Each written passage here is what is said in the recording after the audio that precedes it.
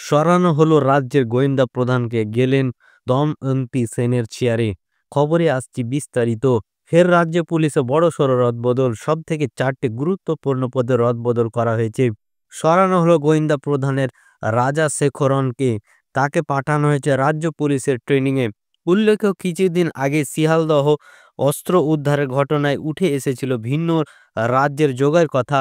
তারপর কসবা কাণ্ড, সেখানেও বিহার যোগ উঠে আসে। রাজ্যে একের পর এক ঘটনা, আইন শৃঙ্খলা নিয়ে প্রশ্ন উঠতে শুরু করে।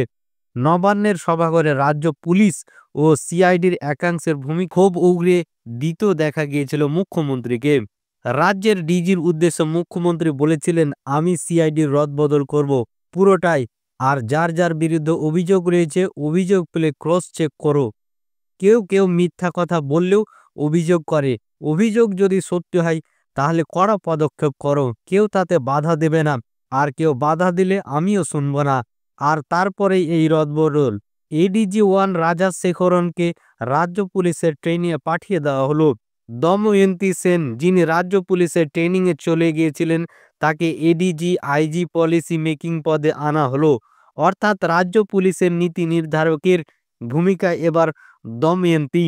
এডিজি আইজি ইবি থেকে রাজীব মিশ্রকে এডিজি আইজি অর্গানাইজেশন এবং মডার্নাইজেশন পদে আনা হয়েছে।